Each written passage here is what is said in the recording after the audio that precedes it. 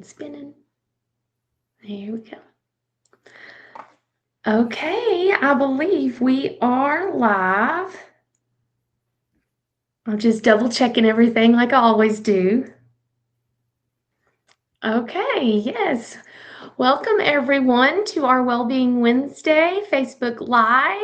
I am your host, Haley Scharmann, and I am here with Mackenzie, and I didn't even get you to pronounce your last name for me, so I'll let you do that one. Thanks. It's Mackenzie Soniak. Nice to be with y'all. Nice to have you with us as well. This month, our theme is all about our emotional well-being. So our theme is called Mindful Strength. And Mackenzie is, I would say, very well-versed and an expert in that. I just know that she's got a lot of wealth of knowledge to share. I'll give a little bit more about her background here. Um, she is a doctor who is a clinical psychologist with the South Carolina Infant Mental Health Association. We lovingly know that as SCIMA. She trains mental health professionals and advocates for high quality, developmentally informed services for young children and their families. In addition to her work with SCIMA, she maintains a small private practice supporting families as they navigate challenges, find balance, and improve their overall well being. She is guided by a deep belief that when caregivers feel supported and connected, families can thrive and healthy relationships can create a brighter future for every child. I wanted to make sure I highlighted that because that is deeply rooted within Be Well Care Well's beliefs as well. And I know you have so much to share today. So, with that being said, do you have anything else you want to add, Mackenzie?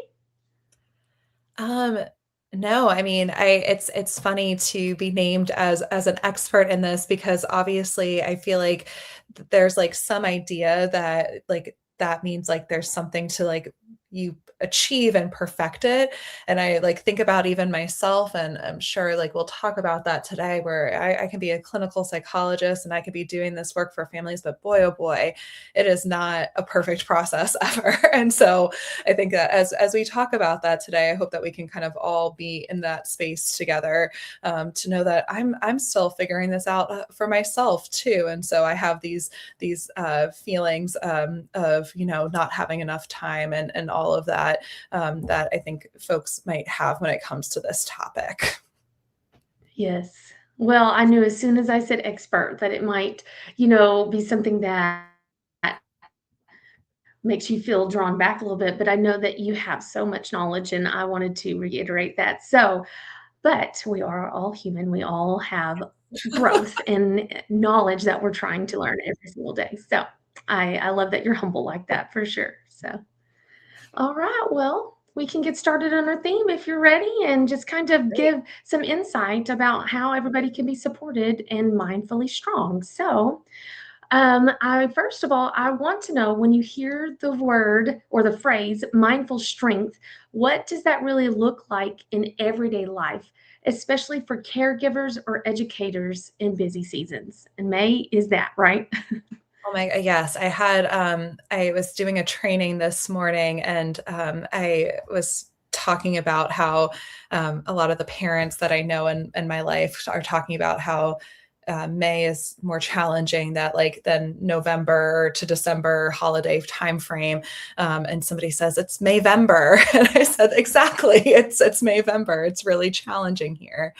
But yeah, so when I think about the phrase like mindful strength and like what that actually looks like, I think that first of all, like it can you like think about like being strong, but like what does that mean, and like what do we like typically like think about when we're being strong. And I think that sometimes it's like strength can be a misconception of like, okay, I'm going to like really like power my way through something, right? I'm going to stay strong in this moment and just empower my way through. But I think about the fact that mindful strength really actually isn't about staying calm and powering through. It's about noticing what's happening within Yeah, us. like a Um, process. Yeah. yeah, and doing that like and staying present in feeling messy, like when things feel really messy and feeling staying connected to ourselves and in a way that is giving ourselves grace and giving ourselves like some empathy and understanding. I think that that's what really comes to mind when I think about mindful strength. Um, it's realizing that like I'm stretched thin and I'm just going to choose in Yeah. this moment kindness over self-criticism for myself. Kindness over self-criticism. I always say, yeah, show yourself grace. Like, don't be so hard on yourself. Mhm. It's always easier said than done, right? So much so. Yeah. Well, and you know, shared at the beginning, like I, even as a psychologist, like you would think that like I've like figured this out, but I think like in true honesty, like I have some days where like I can like notice my overwhelm and I can acknowledge my how uncomfortable it feels to be in that space, but like give myself grace. But like I find myself slipping back into like family patterns and just pushing through. We have some mantras in my family about like, oh, you can do it. You can just get through this season. Mhm. Um, but and like that's bound to happen. And so it's also like giving ourselves grace, like when we do have those times where we slip back into those old patterns and saying, oh man, I was there. And how do I give myself the opportunity to kind of start over again? Yes, I can see that too, that, like, sometimes it's harder to see the bigger picture of growth, when you did have, those times where you were recognizing certain hard times and you process it the right way and move forward, and then when you slip out of that, it's always easy to see the negative little setbacks instead of seeing the whole picture of growth. And I like to look at it from like a whole month process because I have a calendar up on my wall and I have another calendar in the kitchen. And when I see all these things that I tackled, I'm like, okay, I may not have had perfect days, but I had a lot on my calendar, a lot on my agenda, and I was able to successfully, in some capacity, achieve something. So that always helps me to recognize, okay, there's a bigger picture of everything going on. Yeah, yeah, and what like as you're talking about that, Haley, like I think another thing that something else about me is I'm trained as a yoga teacher. I have like a 200-hour certification, and while you're Awesome. going through that training, you go through like not just the how do we get people safely into certain positions, but it's also the what are the other parts of yoga, and a lot of it is around kind of this mindfulness that comes with Yes, the practice and I really love like it. the physical thing is practice is to get us into that mindful kind of strength and practice. And so we talked a lot in that training about this thing called these yoga sutras, and there's this like idea of like Mhm. practice and letting go, right? And so like it's coming back to that moment again and again. And so when you like kind of talk about like it's so easy to sometimes see those moments where and be hard on yourselves of, oh man, like I wish I had done, I slipped back into this pattern where I'm hard on myself or I got really overwhelmed and I'm trying to do things different. Like that's part of the practice. And so if we're kind of Yeah. beating ourselves up over like practicing it and continuing to try it and getting back out there, then that's even like a way that we're not allowing ourselves to stay mindfully strong, like right where we're giving ourselves like a lot of judgment about it. And so it's allowing ourselves to be like, I'm human, I'm stretched, I'm still here, and I can move forward. That's wonderful. I love how that is just another way to remind us to stay grounded, and remember, yes, the humanity in all of us, right? So I do love that, especially this time of year, May-vember. I'm still in that because they always I talk about the Burr months, the Burr this, the Burr that, and they're cold and they're busy, but May, just add that on there for sure. Yeah, yeah, it's trying to get those kiddos through the end of their school year and all the fun events, and then planning for summer because summer is both a really great break for them, but also can be a little stressful for the grown-ups in their Yeah, life, trying to make sure that they yeah, are having a good time. So yeah, Mayvember. Vember. That's right. Well, we have some chat going on as well. If anybody has any questions or aha moments they want to post in our thread, in our chat, you are welcome to. We have Robbie in there as our chat monitor, kind of just chiming in as well. But Robbie agrees that there's so many school events. So yes, for sure. But hopefully we can remember, to show us ourselves grace, and just take it one day at a time. So Mhm. yeah, well, that was wonderful about this time of year, but I also kind of want to know, like, because we do kind of run on empty at this time of year. So when someone's feeling overwhelmed and running on empty, what's actually happening in the brain and body in those moments? Because we talked Mhm. about, really how we can process a little bit, but what's making us get to that point? So what's happening in the brain and body? Yeah, I mean, I think that, when you can kind of put the science behind it, it helps then maybe be a bit gentler with ourselves because, um, when and again, for those slips, right? Because what it is that our nervous system's taking over. Our thinking narrows during that Mm, time. Our emotions are going to run higher. Our body shifts into survival mode where our heart rate increases, our muscles are tense.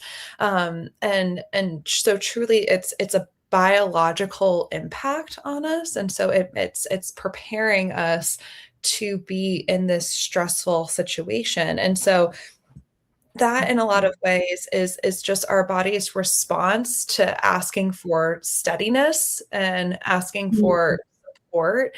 And so ultimately, like during those times, it's nice to kind of know that, okay, like my body was responding into the way that my body was made to respond. And so I don't need to be unkind to myself because of that. Like that's that my body's doing the thing that it's supposed to do. Yes, totally.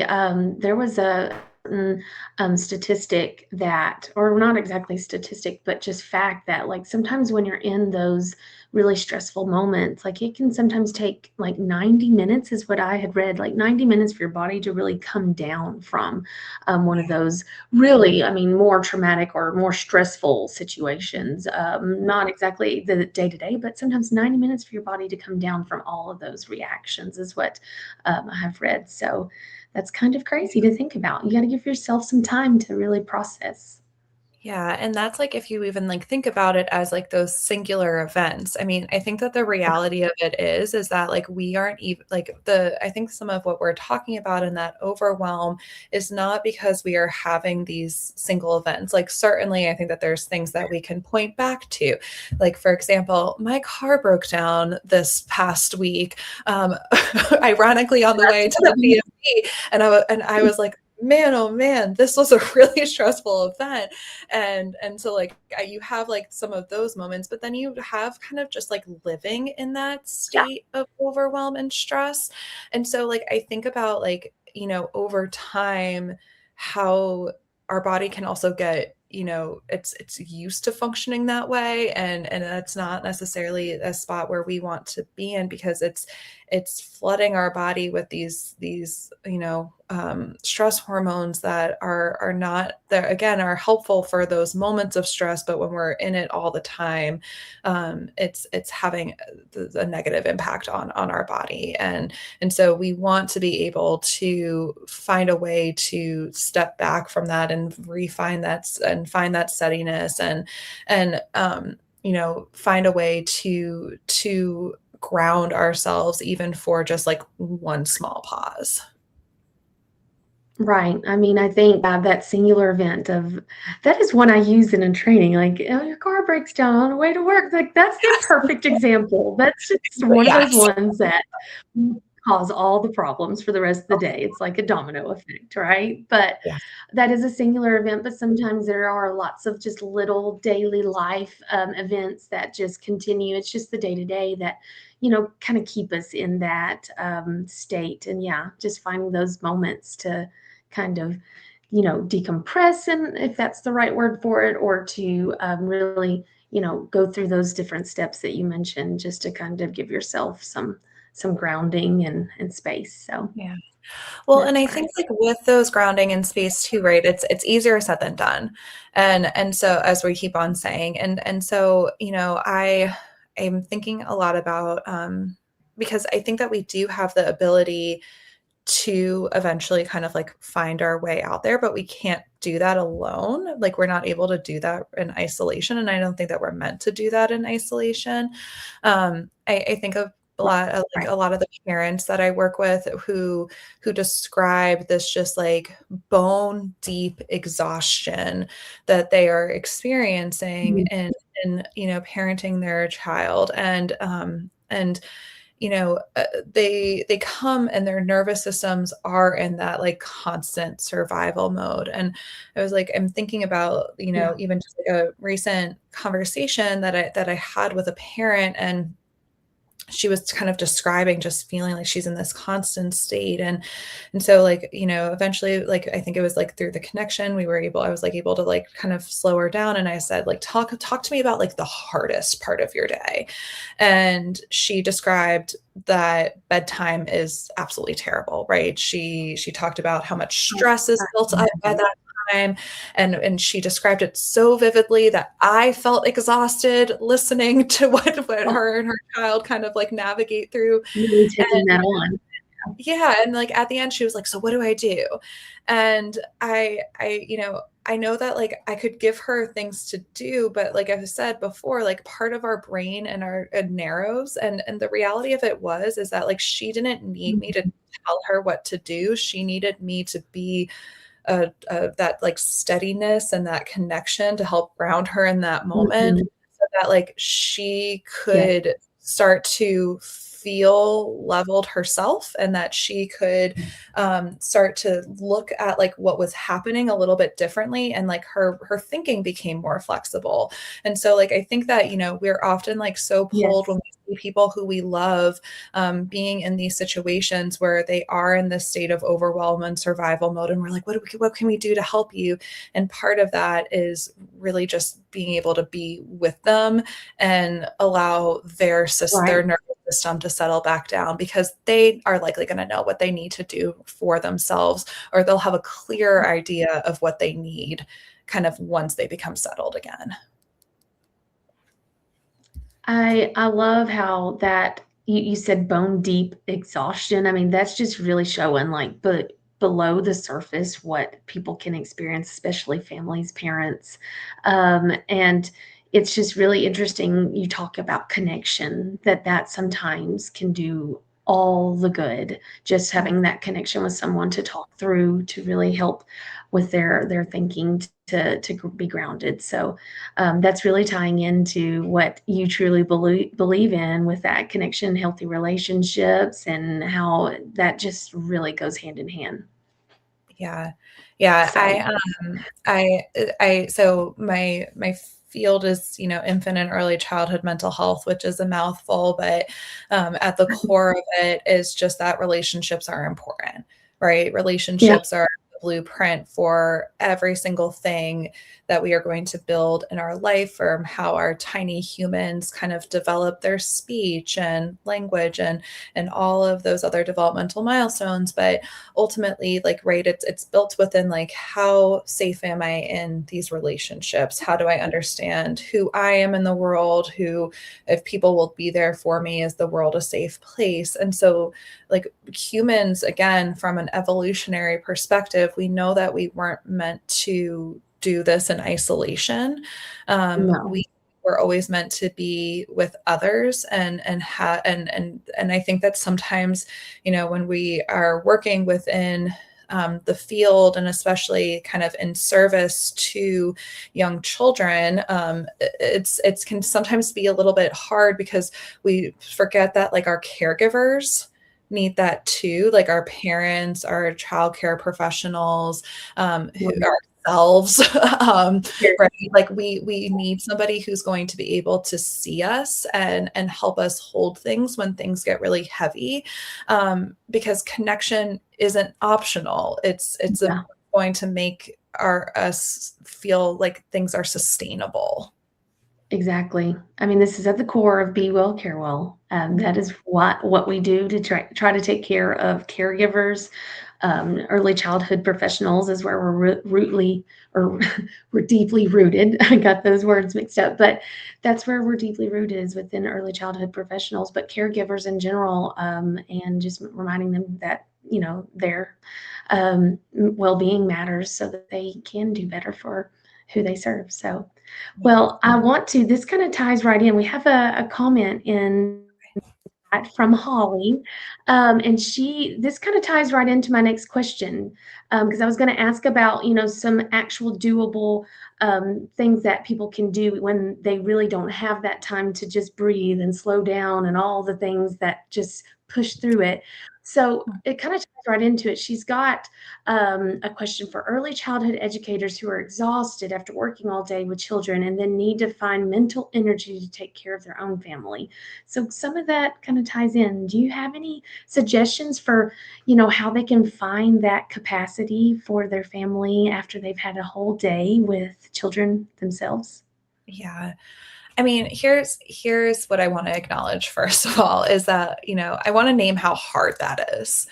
Um, that like when we are feeling like we're really spread thin, it can feel really overwhelming to even think about like what is that like step and I think that sometimes and people will often go into like self-care routines and it's like the bubble bath and Oh, the exercising then the eating healthy and like those are fine if they work for you, but I also think that it's if we can think a little bit more from like a scale of like being like micro and relational, that is going to like give us just yeah. as much bang for our buck in that moment too.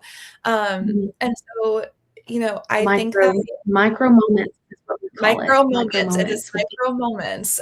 If we can give young children our micro moments as they're growing and developing, like we can give ourselves micro moments for building up that mindful strength and wellness too. And so I think that it can be as like even like during the day or on the way mhm. home from work, and just kind of Like a sometimes transition. yeah, it can be naming it.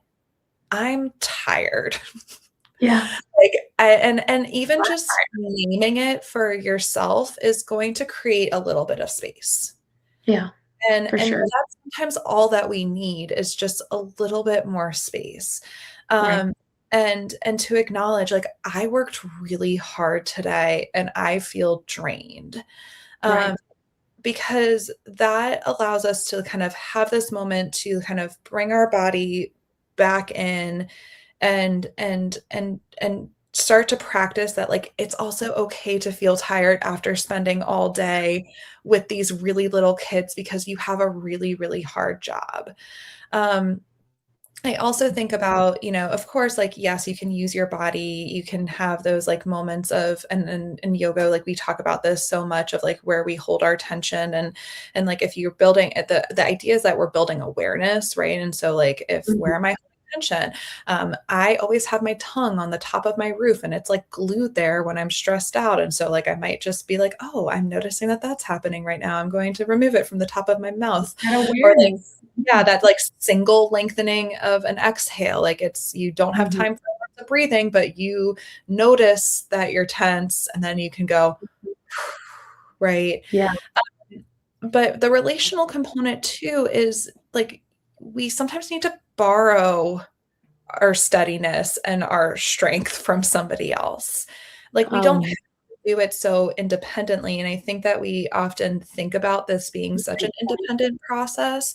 And so, I think about those moments of like if you have a dog at home, borrowing that time when your dog comes up to you and you feel really safe in that moment, or here remembering somebody who just feels safe for you.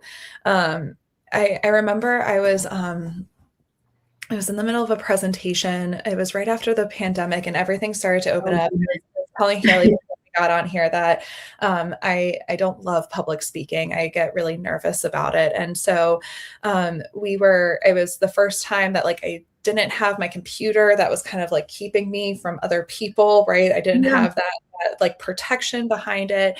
And everything went wrong. Like my slides wouldn't Ugh, work. I couldn't see my the notes. worst. I, yeah, like I couldn't, my videos didn't play because there was no audio in there. And I was talking about like the power of connections because I do truly believe it. And I kind of just stopped myself because I was like, oh my gosh, like I am so activated right now. I can't even remember what I'm going to say. Like I know this material. And I just Right. kind of turned to the crowd and I made a joke like, I'm gonna call my mom after this. Like I like acknowledged what happened and like just like bringing her to mind was this like moment of Oh, I steadiness love that it. I needed before I could like re-enter into what I was doing and kind of remember like, oh, I know the things that I'm going to say.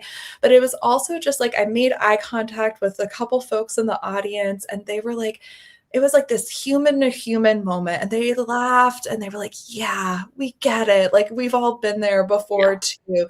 And it was just what you needed. And so like I would think about like for our educators, like how can we direct them to bringing those folks to mind, to if Yes. they have folks in their life that they can borrow that steadiness when there just feels like there's so much that they feel out of control of in that moment. That is so true, and that even kinda ties into the comment that we have from Robbie. As a mom who's often in that state, sometimes you don't even realize when you're in fight or flight or in that constant state of stress. Someone just being able to say, "Hey," and recognizing that, but, "Hey, drink your coffee, go out to the sunshine, Mhm, take a moment," is sometimes the reset that's needed. So that's the kind of period of mhm, transitioning from the day to day with the children and being so, just, stressed and or just spent is really the word I'm looking for, and transitioning to home, finding a reset in some way, I think is where you can all of a sudden find a second wind, and usually it's with another person pointing it out or another person supporting you in some way in those connections that you're mentioning. It's just so nice to have that. And that is what really can help just give you that little extra, you know, mhm. perk in your step when you need it just to finish your day. Yeah, absolutely. And I think that for some folks too, again, I want to acknowledge that like it's like the idea of like sometimes you might be thinking like, okay, I don't even know where to like start finding those people. And so that can even feel overwhelming too. But I think that, if we look for them, we can also like find them in some unexpected places. And Right. so like I like think about, on the days that I actually do make it to yoga and I've had like a yoga teacher who like gives me like a really like nice like hands-on assist when I'm in shavasana and that resting pose. And I'm like, man, she must have really known that it was a hard day for me today, right? Or Yeah. I remember one time having a really like feeling overwhelmed leaving work, and a woman like waved me down at a stoplight and was like, "Hey, I just like wanted to make sure that you knew that like everything's gonna be okay." And I was like, "Is my like, am I crying? Like, what's happening right Yeah. now?" Like this stranger, right? And this like passing, and so like it's sometimes like not even somebody who has to like Recognizing that. know what you're going through. It could be Mhm. like the friendly Starbucks person who's just gives you like a little extra, like, I hope that you have a great day, and just like looking for those moments of connection because Mhm. they can be there even with strangers and we can build Very them up unexpected. ourselves, but sometimes we need to just feel that human connection. Yeah, totally, I get that. I'll say my sister has so many wonderful stories when she, is out at the gas station. She could meet anybody and have a conversation with them, but it's always, like, in the right moments that Yeah. always hit, and it's so wonderful because then she'll call me and say, "Well, I didn't expect this, but I needed it," and she'll tell me about a story of somebody that she met at the gas station or somebody that was just out and about at the grocery store, and it's always just unexpected. So, keeping open-minded for Mhm. those situations and, remembering that there's usually something that can be, taken away from that in a positive way. So, yeah. Absolutely. Yeah. Well, we're gonna wrap it up. I don't see any more comments. That went by quick. I know that Robbie has shared in the chat ways to connect with you more. So we do have that. You guys can look at that. And also, if you're ever interested, now that you've learned a little bit more about Be Well Care Well, if you're ever interested in learning more, go to our website, bewellcarewell.com. You can also email us at info@bewellcarewell.com. Learn about applying there as well, to have your program become a part of ours. And we just want to thank everybody for joining us. And we also want to thank you, Dr. Soniak. Did I say that right? You did say it right. Thanks, Haley. You're welcome. Thank you for joining us, for pouring into us just a little bit in this short amount of time. You do have plenty of expert knowledge to Yeah. give, and I can say that from my own experience of talking with you today. So we are so thankful for having you. And if anybody wants to watch this recording later, we will have this on our YouTube page. It will be Curricula Concepts, and it'll also be shared here on our Facebook page as well. So, all right. Well, that is another Wellbeing Wednesday for May, and we look forward to having you all join. And thank you again. If you have anything else you want to share, Dr. Soniak, you may. No, it was just a pleasure to be here in this space and talk with you all and even have these reminders for myself too, right? They're important. So thank you for giving me a chance to talk about it. Of course, I always say that with those that I coach, I get more out of it than they realize, not Yeah, just them. So it's a good truly. reminder. Yeah. All right. Well, thank you again, and I hope you all have a wonderful rest of your Wednesday. That is it for our Wellbeing Wednesday. Bye for now. Bye.